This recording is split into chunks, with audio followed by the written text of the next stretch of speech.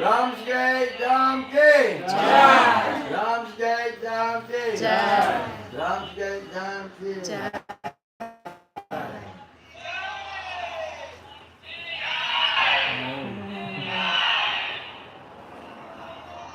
This was Srila Prabhupada, and he was visiting New Vrindavan in America, West Virginia, I think 1972. Some devotees, we clubbed together, we bought some land in the forest, it was very cheap, and I don't know, 600 acres to start with, and so then Prabhupada came, and we welcomed, they had this nice kirtan, so you can just hear the intensity, the mood of what was going on, you know, it was just like explosion, Hare Krishna explosion. When Prabhupada came to America, actually might have been earlier, I was 65, and in 66 he met the young people, the hippies, who were protesting against the Vietnam War. That was the time of President Nixon, I think. Vietnam War, any history. And many young people, they didn't want to go and fight the communists. Why should we go and fight the communists in a place we don't know anything about? So there were massive protests. And they got, the young people used to get the draft cards. You must report to the government military for signing up, you know. So we were very rebellious. I'm from England. But they used to take the draft cards to Times Square, the main square, in front of the police, burn the draft cards, and then smoke weed. Weed was illegal at that time. So there's so many young people were there that police couldn't do anything really. So Prabhupada arrived at that time with what's called a peace formula. He said that our Bhagavad Gita was a peace formula. Hey, you got my small bag? Yeah. Do you want to hear the peace formula? Yes. Actually, there was a song the Prabhupada used to sing before every class. Do you want to hear the song? Yes. Yes. Okay. Please. Beautiful song. And it's Prabhupada said so this song was a picture of the spiritual world. And the Bhagavad Gita philosophy is that this world that we see in is an imperfect reflection, perverted reflection of the real world. Just like when you dream at night, it's a conglomeration of things you dream of, you saw during the day, right? You see a gold and you see a mountain during the day, and then you see a golden mountain in your dream, right? The dream is a mix-up of your waking state, right? The Bhagavad Gita says that, 15th chapter, says that this, what we're experiencing now, is a reflection of the permanent reality. Because this reality is not non-permanent, it's temporary. So we're living in a temporary existence. And therefore, we can't ever be fulfilled in a temporary existence because we're not temporary.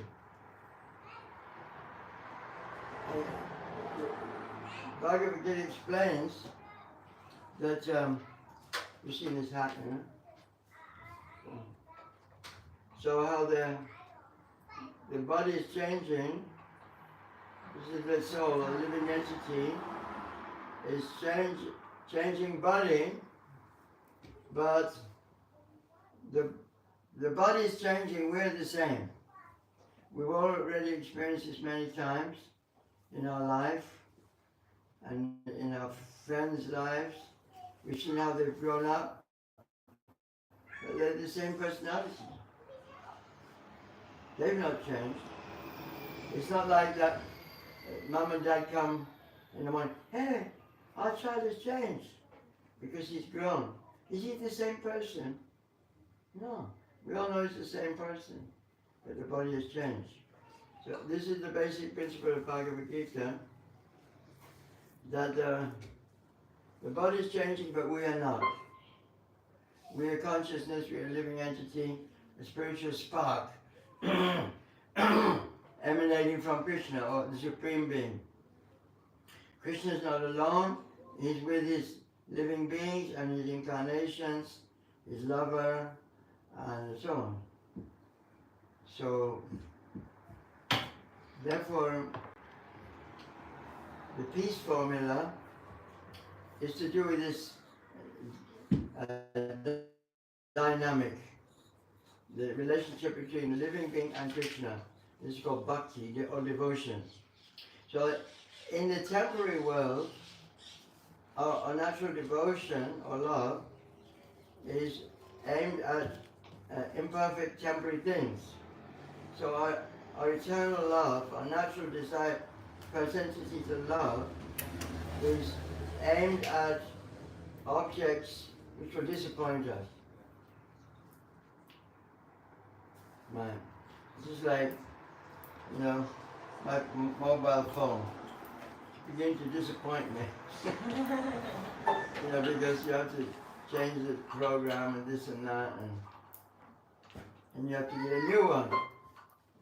So that's what's happening. According to Bhagavad Gita, we get a new body according to our mind at the time of death. There's verses explain this 8th chapter and 15th chapter. That just like a flower, a beautiful flower, here, it has a scent, and you can smell the scent. So at the time of death, the gross body collapses because time is destroying it.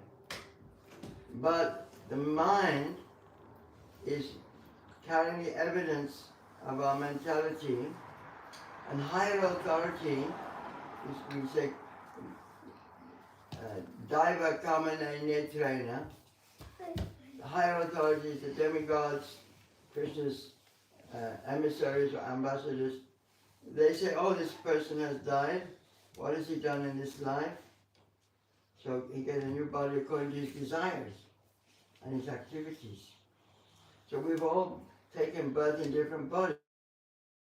Some of us have female bodies, some of us have male bodies, some of us have tree bodies. This plant has, this is a real tree? Yeah. This is real? This is a person. He's taken birth in a tree body. God bless him. He's hearing the holy name. So he's getting some reality at last. And the birds, the fishes, they're all people, the spiritual sparks like us. They're like us, but they've got bodies which don't facilitate.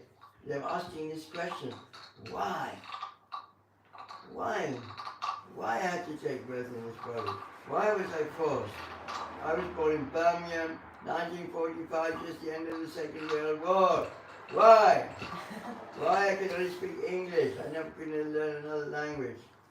Why? Why was I born in this family, not another family? Why do you always feel out of place? It's the same for everyone in the human form of life. We have to admit we're being forced by nature, by providence, by destiny, beyond our control. It's all beyond our control. We can't do anything about it, actually, because we're forced by time. time is a representation of God or Krishna or destiny. Because in so many verses we say we're forced to act helplessly according to the modes which we have acquired in association with material nature. In Bhagavad Gita says there are three modes: passion, goodness, and ignorance. So in ignorance you get a plant's body. In passion you get a fish body, a tree body, fish body, or animal body. But in the human form of life, there's some mode of goodness. So mode of goodness means you can stop to think. What's going on? Whereas animals, plants, what are they doing? What are they doing? Sleeping. What do animals and plants do? Four things, roughly four things. Basically four things. Cover Nitya Sanksan. Nitya Kirtan. What are the animals and four things animals are doing? Four things animals do: eat, sleep, make, defend. Huh? Eat, sleep, make, defend. Eat, sleep, mate, and defend. That's all they're doing. God bless them. That's their body they've got. But they're forced to eat, they're forced to sleep. They call it instinct, scientists. You don't have any choice. I've seen in Nepal, because I spent a lot of time in Nepal, many butcher shops. And there's a block where they cut off the head of the goat. And the goat is just watching whilst his brother or sister has his head cut off. And you know what he's doing? Just chewing the grass. Or if there's a she-goat there in the line, try and have some sex with her. But if that's a human being, would you be able to stand there? You would probably say, let me get out of here! I don't want my head cut off. You know, a human being is different from an animal. And the Vedas say, the books of knowledge, Veda means knowledge. Veda also means Bible, Quran. They're all aspects of Vedic knowledge. But there's this aphorism, Atato Brahma Jigyasa. Now, you have the human form of life. You inquire about the absolute truth, something which is beyond your sense perception. So, this hat is indicating that, sorry, I'm supposed to be singing a song. I'm just going to read a verse from Bhagavad Gita. Anyway, the basic idea is, I'm going to read in this verse, is that we're changing bodies, but we're the same person. Okay? So then, that's the basic idea.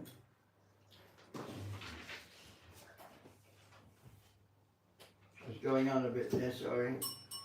It's like telling it, you know, kind of pushing it a bit. Let's push it out.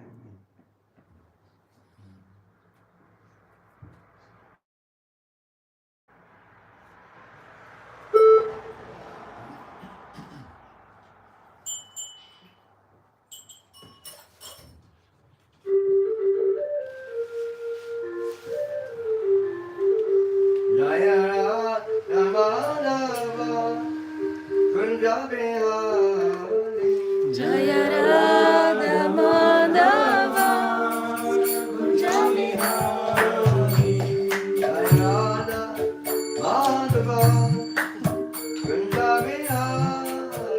Jaya Radha Madhava Kunja Bihari. Gopi Janna Bala Bala Nivara. Gopi Jana Vallabha Giridharadhari. Gopi Janna Bala Nivara. Gopi Jana Vallabha Giridharadhari. Yashodanandana Bhajananandana. Yashodanandana Jajanaranjana. Yashodanandana Bhajananandana.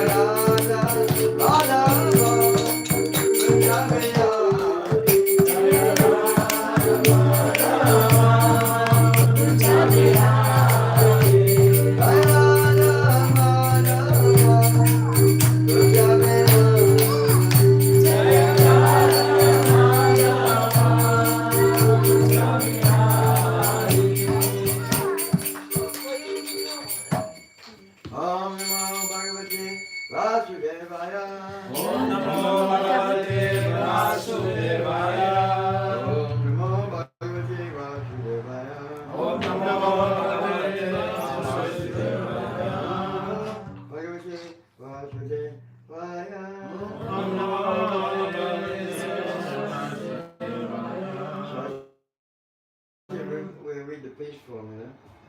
So this is from chapter 5, the last verse of Bhagavad Gita. Bhagavad Gita is Song of God. Krishna, according to this line of masters, which we are representing, from the Vedic knowledge, that Krishna appeared 5,000 years ago and spoke this Bhagavad Gita. And in chapter 5, 29, there's a special verse which is called the peace formula. Okay? We all want peace, Yes. but are we ready for it? You have Wi-Fi in here? No. You have Wi-Fi? I'm on SIM card here. Do you have Wi-Fi here? Can give you a hotspot, Maharaj. That's our, it's working actually. Working. Battery power. 8%. Hey, okay. Bhaktaram yagatapasam. This is Sanskrit. Which verse, Maharaj? 529.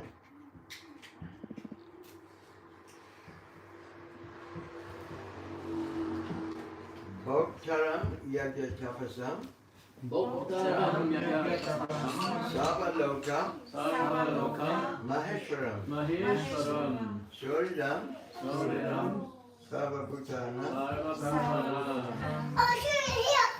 Yadama Yadama Shanti Mrichati. Santamrita Shanti means peace. Okay? You want to hear what this is interactive. Bhaktaram, Bhaktaram the beneficiary, the beneficiary yagya, Yagya of sacrifices, Sacrifice tapasam, Tapasam and penance, and penance and austerities, and austerities Savaloka, Sarvaloka of all planets, of all planets and the demigods thereof, and the demigods thereof Mahavishwaram, Mahavishnu the Supreme Lord, the Supreme Lord Suridam, Suridam the benefactor, benefactor Sarva, Sarva of all, Bhutanam, Bhutanam the living entities, living entities Yadva, Yadva thus knowing, thus knowing Mam, Mama me, Lord Krishna, me Lord Krishna Santim, Santim relief from material pangs, relief from material pangs Ichati, Rishati translation, and Prabhupada, Srila Prabhupada, Srila Prabhupada Ki. Jai A person in full consciousness of me, capital M, knowing me, capital N, to be the ultimate beneficiary of all sacrifices and austerities, the supreme lord of all planets and demigods, and the benefactor and well-wisher of all living entities, attains peace from the pangs of material existence. Please repeat. A person in full consciousness of me, a person in full consciousness of me knowing me, knowing me to be the ultimate beneficiary to be the ultimate beneficiary of all sacrifices of all sacrifices and austerities, and austerities, the Supreme Lord the Supreme Lord of all planets of all planets and demigods, and demigods, and the benefactor and benefactor and well-wisher and well-wisher of all living entities, of all living entities, one who knows all this, attains peace attains peace from the pangs of material miseries. from the pangs of material miseries. This is what Prabhupada says. The conditioned souls within the clutches of the illusory energy are all anxious to attain peace in the material world. But they do not know the formula for peace, which is explained in this part of the Bhagavad Gita. The greatest peace formula is simply this. Lord Krishna is the beneficiary of all human activities. Men should offer everything to the transcendental service of the Lord, because he is the proprietor of all planets and the demigods thereon. No one is greater than he. He is greater than the greatest of the demigods, Lord Shiva and Lord Brahma. In the Vedas, Shvetasvatara Upanishad 6-7, the Supreme Lord is described as Tamishvaranam Paramam Maheshwaram. Under the spell of illusion, living entities are trying to be lords of all they survey, but actually they are dominated by the material energy of the Lord. The Lord is the master of the material nature, and the conditioned souls are under the stringent rules of material nature. Unless one understands these bare facts, it is not possible to achieve peace in the world, either individually or collectively. This is the sense of Krishna consciousness. Lord Krishna is the supreme predominator, and all entities, including the great demigods, are his subordinates. One can attain perfect peace only in complete Krishna consciousness. This 5th chapter of Bhagavad Gita is a practical explanation of Krishna consciousness, generally known as Karma Yoga. The question of mental speculation as to how Karma Yoga can give liberation is answered herewith. To work in Krishna consciousness is to work with a complete knowledge of the Lord as the predominator. Such work is not different from transcendental knowledge. Direct Krishna consciousness is Bhakti Yoga, and Jnana Yoga is a path leading to Bhakti Yoga. Krishna consciousness means to work in full knowledge of one's relationship with the Supreme Absolute, and the perfection of the consciousness is full knowledge of Krishna, or the Supreme Personality of Godhead. A pure soul is eternal. The pure soul is the eternal servant of God as his fragmental part and parcel. So this is a Holy Prophet's purport. Srila Prabhupada King. Just like my hand is part of my body, so we're all spiritually parts of Krishna. So just like we say my hand, but my finger, it has limited independence. Or my hand is limited independence. So sometimes the hand is paralyzed, or we can't control it by nervous disease. But the natural function of the hand is to act in relationship to the whole body. Right? Otherwise the hand is diseased, goes to hospital, has injection, maybe have to be cut off. So as living entities, we have minute independence. God has complete independence. He do what he likes. You cannot stop him. He's just controlling material nature. Even Jesus Christ, he showed minute miracles. He could walk on the water, divide 6 loaves and 5 fishes or whatever it was, and give food for thousands of people. It's a miracle. But what about the miracle of the sunrise and the sunset? What about that miracle? What about the miracle of the sun heating up the water, making clouds, and the clouds come on the land, and they water the fields so that the rice grows, so that the flowers grow? Isn't this a miracle? What about the baby? Isn't it a miracle? A pregnant woman, she gets pregnant, then after 9 months, there he is. It's a miracle. It's a miracle. The world is full of miracles. And Jesus Christ is not making all the miracles. It's his Father. It's his Father in heaven. He's making the miracles. So this is all the same thing. Jesus Christ is saying that we should surrender to his Father in heaven and love him and serve him. So Prabhupada is continuing the same teachings in a more sophisticated way for modern man. We're more ready to hear about transmigration of the soul now. We all agree, we must have lived in previous lives.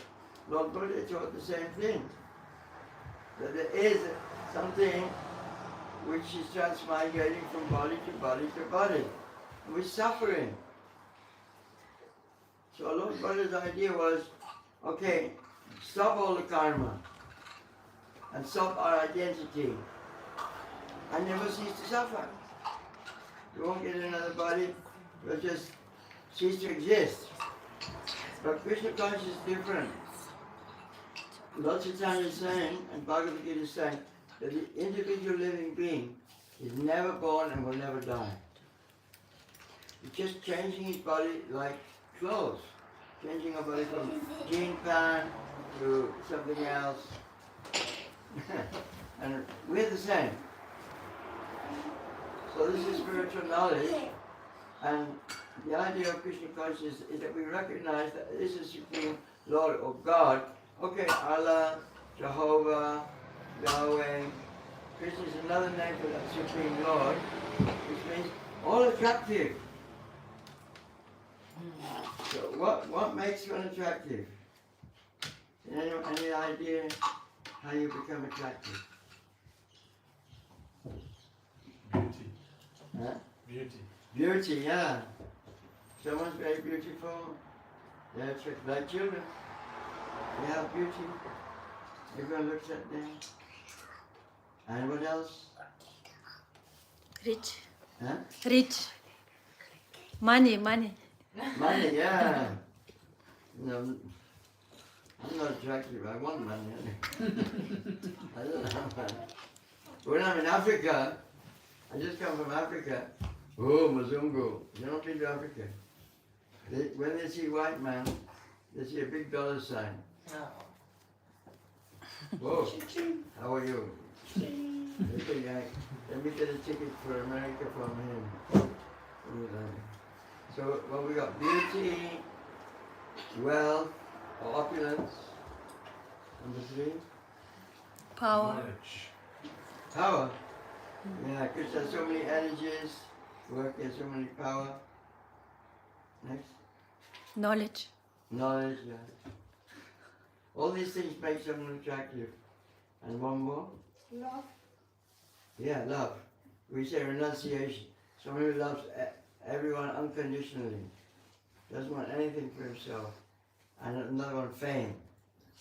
So these, Krishna, the word Krishna means the one who has all these opulences in full.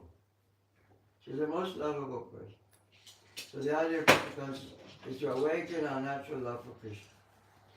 Thank you very much, and this is the peace formula. So thank you very much, Hare Krishna. If you have any questions, makes it more interesting to have questions. Thank you.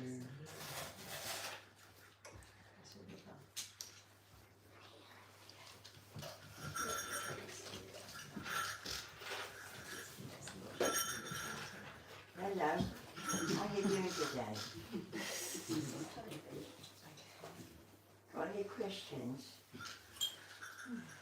What's your name? Huh? My name is Mahavishnu.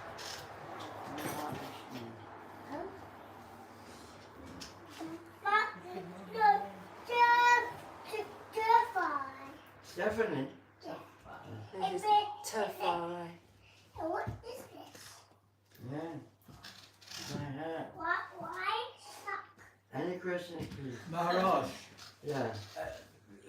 the human condition kind of says, and myself as well, that beauty is in the eye of the beholder, and those opulences of Krishna, I may not be attracted to them. I may not see them as I cannot see them as attractive myself because of my conditioning. So, we have that to contend with. But it's this all opulence. Yes, that is Krishna, but my understanding of it, my relation to it is kind of, well, I might like this opulence, I might like that, but I may not like something else. So, that's the nature of opulence, that it's in the eye of the beholder as to what. I mean, I think back 2 years ago when I was in a temple and I saw Sri Chaitanya on the altar, and for me it's just a statue. It's just a statue because I don't have the spiritual awareness to think of this as being the personification. My view is limited. So I'm seeing a very nice carved statue. It is beautiful, but it's I'm looking at it from a material point of view, and opulence in terms of Krishna, I'm looking at it from a material point of view, so I'm not necessarily seeing the higher aspect of it because of my condition, because I'm limited. But the example is given is 6 opulences. It is a material example. Because like, you know, someone like, what's her name? Taylor Swift. She's a famous singer, right? Everyone's heard of Taylor Swift. She's famous. Oh yes, Taylor Swift. So, people are attracted to fame. Like someone like Elon Musk comes to Ramsgate and goes to a party in Ramsgate. You know, he won't be standing there alone, Elon Musk. He's the inventor of Amazon. He's the richest man in the world. But he's surrounded by people taking photographs of Elon Musk in Ramsgate. And similarly, okay, Biden comes rolling to Ramsgate. Powerful man with so many, or Putin, so many nuclear weapons in his back pocket. You know, it's the power. It's not an ordinary man lying on the street like me, you know. So, and someone like, who's very beautiful? It is in the eye of the beholder. But as a general example, you know, someone very beautiful. Okay, Marilyn Monroe, that was my age. Marilyn Monroe, she's supposed to be very beautiful. So, you know, this is a material example so that, to show that we have attraction for these opulences. Jesus Christ, for instance, what did he do? He wasn't particularly beautiful, he showed some power, but the main power he showed was renunciation. He gave his whole life for preaching about his Father. And he, as he was being crucified, he said, please forgive them. This is renunciation. For love. He loved everyone, even though they were killing him. So these opulences, to give us, the description of the opulences, to give us some idea of what is the Supreme Lord Krishna. Krishna means the all-attractive. Ultimately, he has all beauty. And even this flower is just a little tiny bit of Krishna's beauty. All this design is all reflection of Krishna's beauty. And all the energy, the stars, the sky, the earth, it's Krishna's power. And all the strength, all the knowledge you read in the world is just a fraction of Krishna's knowledge. What else? Fame. Everyone knows God. They go to the jungle. I just come from Congo, and they have names for God. Zambe, Katonda. They have so many names of God. Oh. You see, everyone knows God. What else? So the word Krishna means all attractive. Because they're all wealth, all strength, all fame, all knowledge, all renunciation, all power. So it's to help us understand the meaning of Krishna. So like give this example. We want to love someone, but is that person worthy? Does he have all wealth? Is he all attractive? That is about Krishna. Yeah. Next question, please.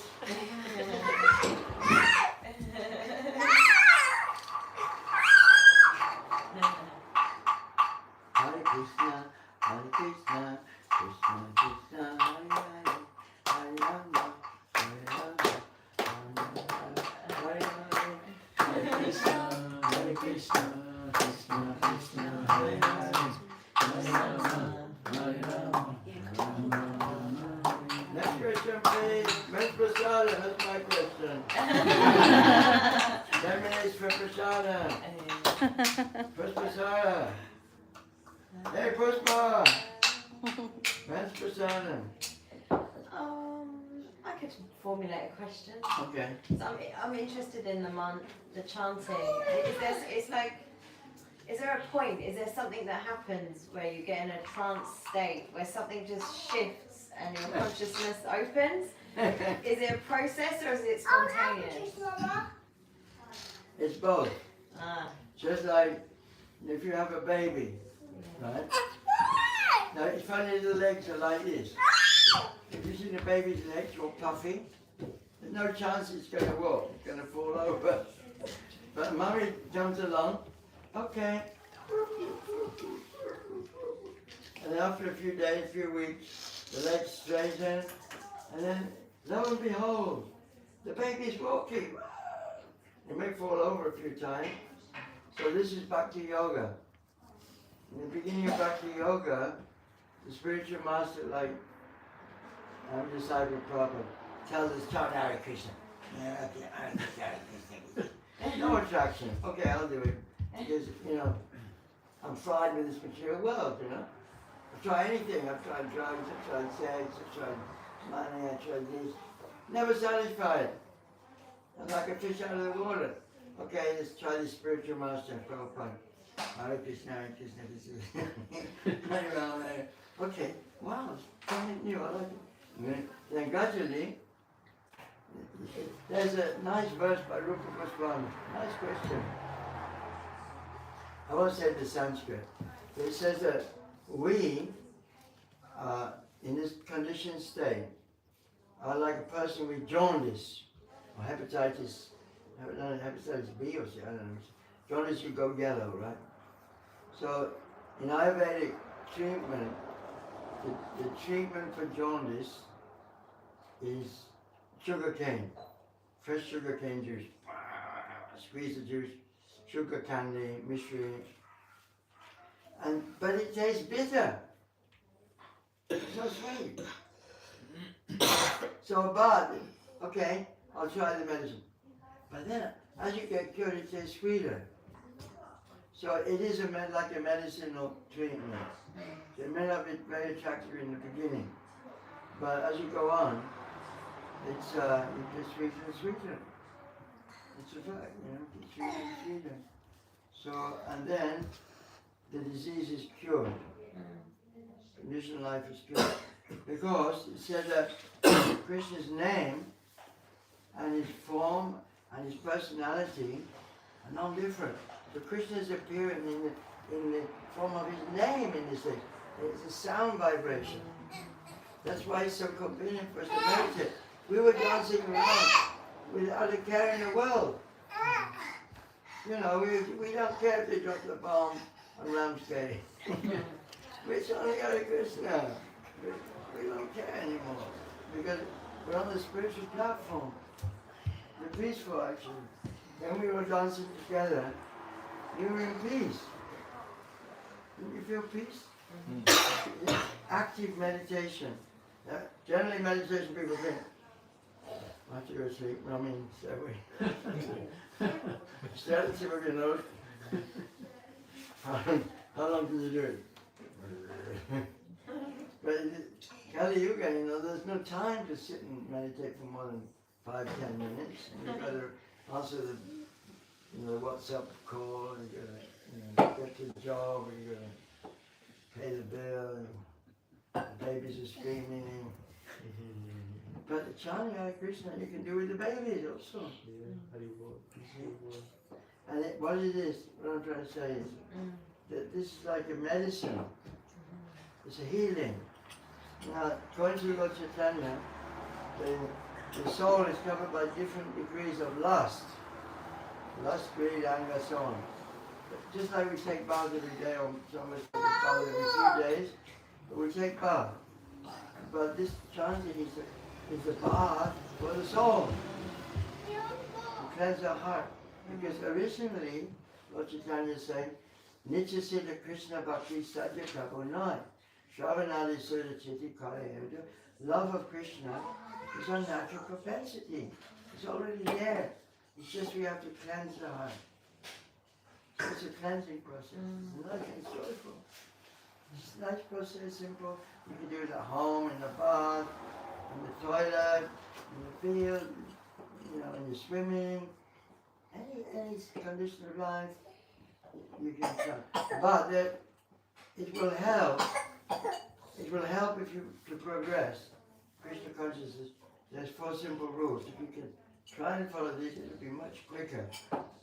And one of them is no meat eating, fish or eggs.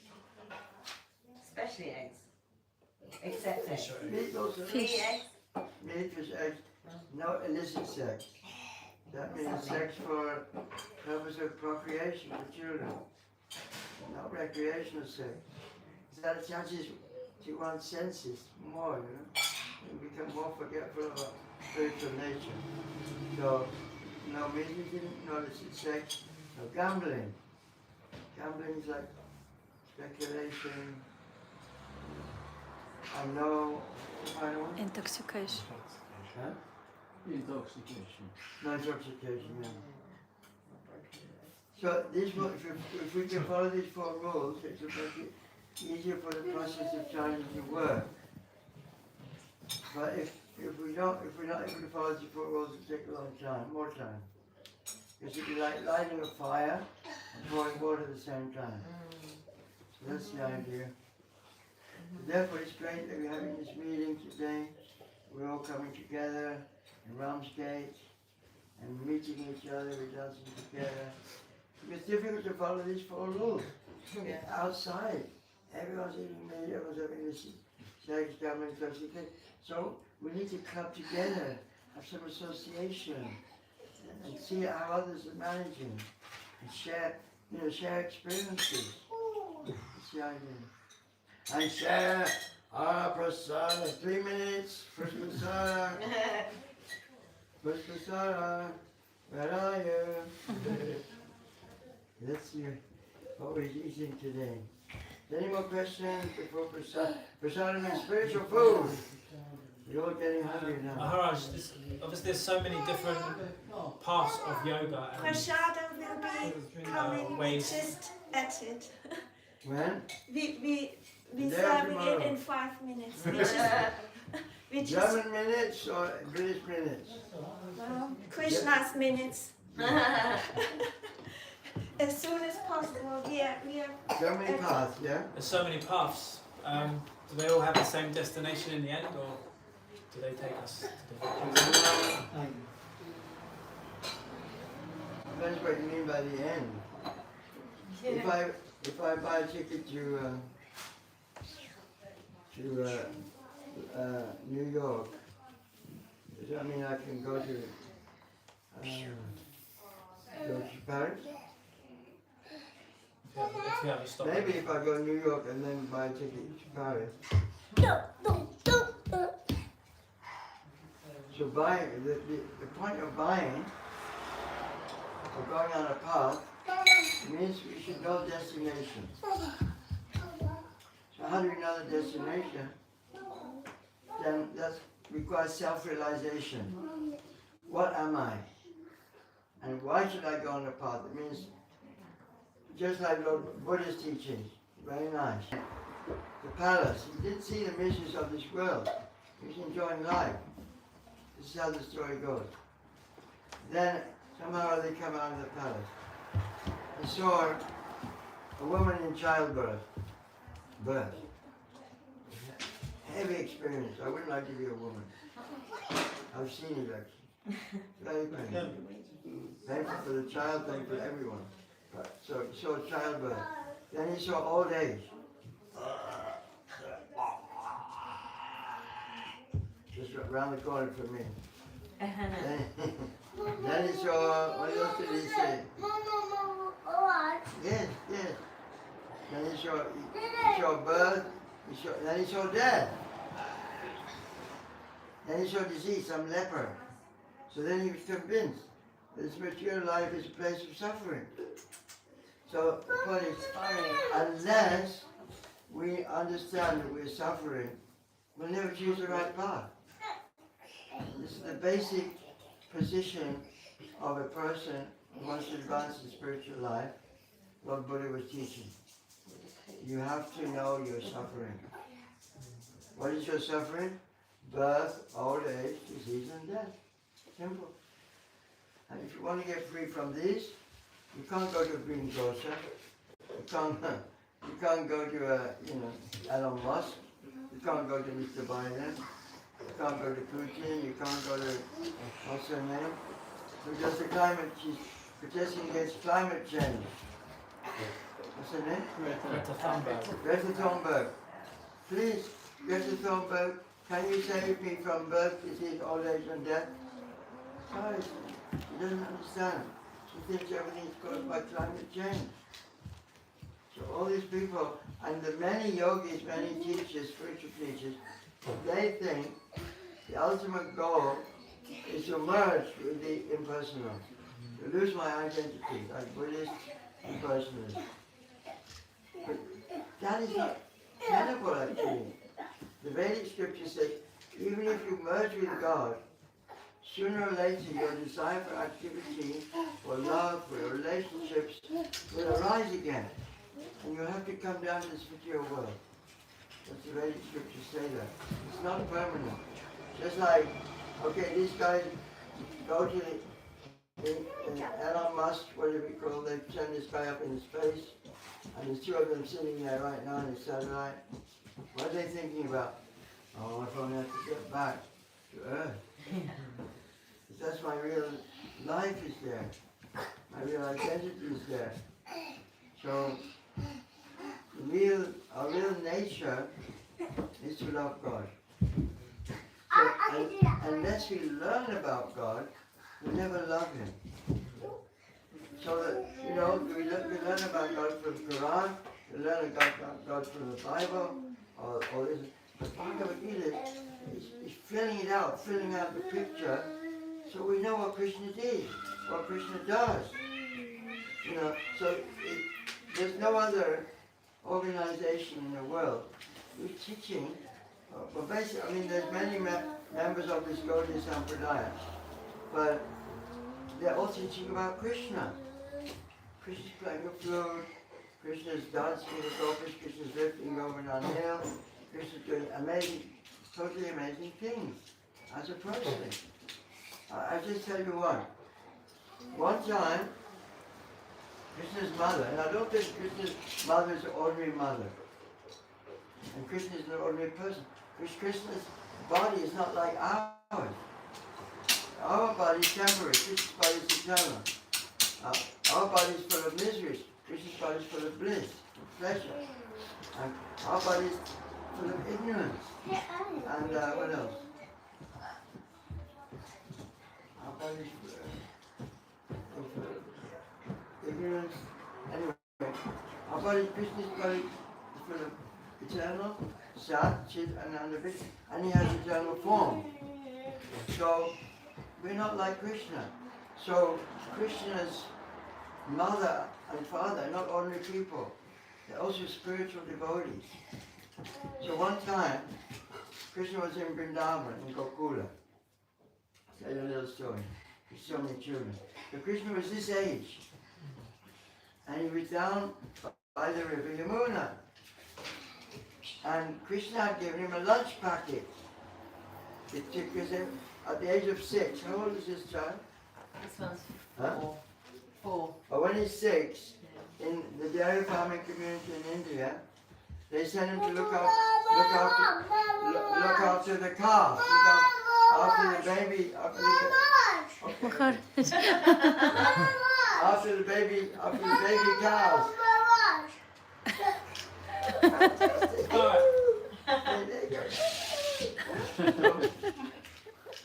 So, Mother Yashoda gave Krishna some beautiful sweets to eat when he was playing with the cow.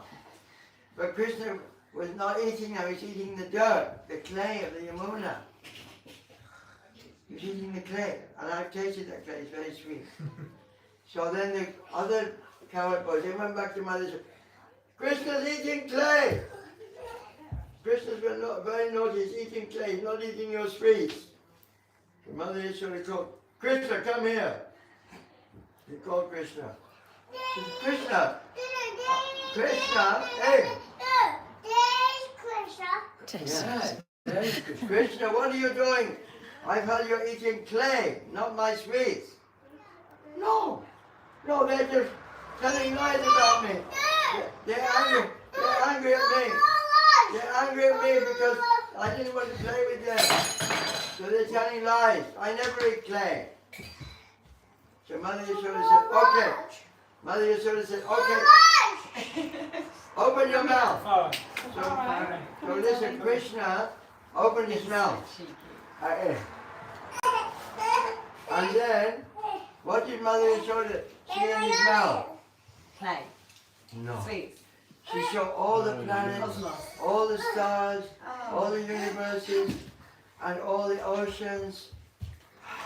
What's going on? She saw the whole cosmic creation, millions of universes within his mouth. And she thought, wow, am I dreaming? Am I intoxicated? And you know what she saw next? She saw herself in his mouth and she was feeding baby Krishna with her breast. And then her mind boggled. Oh. And when Krishna saw that his mother's mind boggled, then he put his yoga maya, his mystic power, and then again she said, oh, Krishna's my baby. So this is some of the pastimes of Krishna in the Srimad Bhagavatam, and they're totally amazing, and everyone should read them. We have the book, the Krishna book, so many other books, and they're all based on how amazing Krishna is. The more we hear about Krishna, the more our natural love for Krishna will awaken. There's so many examples. You can't love God without knowing who He is, what He does. Srila Prabhupada Jai. So thank you very much. Okay, one more kirtan before Prasad. Haribol. Hare Krishna, Hare Krishna, Krishna Krishna, Hare Hare, Hare Rama, Hare Rama, Rama Rama, Hare Hare.